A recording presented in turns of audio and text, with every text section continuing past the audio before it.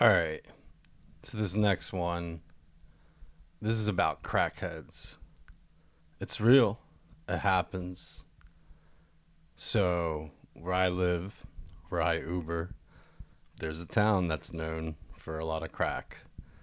What happens is they get together, they go rent out a motel room, they buy a bunch of crack, they smoke up as much as they can that night, hoping it's gonna last forever. And sometimes they run out of crack. So that's when they hit up the Uber to take you back into that part of town so they can get some more crack. It sounds pretty crazy, but the reality is they're high as shit. So when they get in your car, they pretty much just lay there and look at the ceiling, enjoying their high.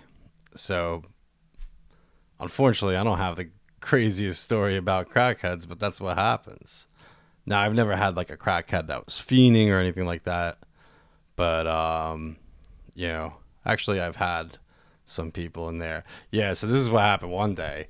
It was, of course, another morning ride, believe it or not, and I get this ride to go to this motel.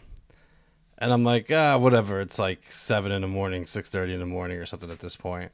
Like, it's not gonna be probably, maybe, maybe they're just coming down on their high or something like that. So I get there and it's like this couple. They're living there. It's kind of like a motel that gets used for assisted living, Section 8 type of deal. So I pick them up. I slide the tap the pick up thing on the app, and it says we're going to Dollar General. And I'm like, really? We're going to Dollar General at like 6:30 in the morning? Like, it's not open. It's like, come on. And it was on this part of town where you could easily buy whatever drug you want. So pretty much, it's like I went to the Dollar General parking lot. The dude gets out and he's just trying to buy some drugs. There's all kinds of people out there, shady, selling, whatever. So I guess he was looking for something a little more specific and he couldn't find it. Now, it didn't turn into anything aggressive. None of the other crackheads out there, whatever, bothered me or anything like that. Yeah, he just said to me, make sure you don't get out of the car. And I'm like, that's pretty messed up. It's 6:30 in the morning, 7 in the morning. Don't get out of the car. you know? But yeah, that's what happened. He came back in like 10 minutes and told his girl that was with me still in the car, sorry, I couldn't get anything.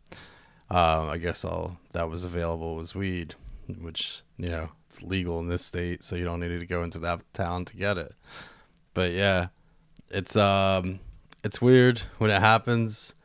It's in the heat of the moment, and I don't know what to say. It sucks, but it's the one thing that people from that part of town always say: you're okay as long as you don't fuck around with anybody.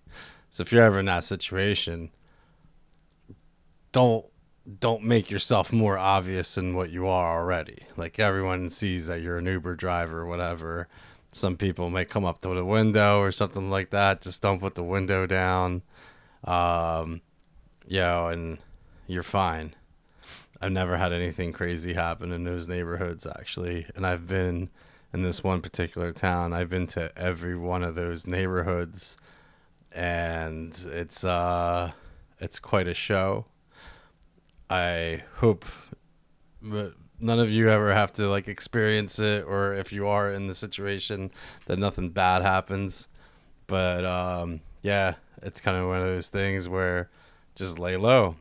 I mean, I'm gonna have another video where I talk about the cars that I drove doing Uber, which is probably gonna surprise you even more that I'm in this neighborhood with these kind of cars. But yeah, stay tuned for more.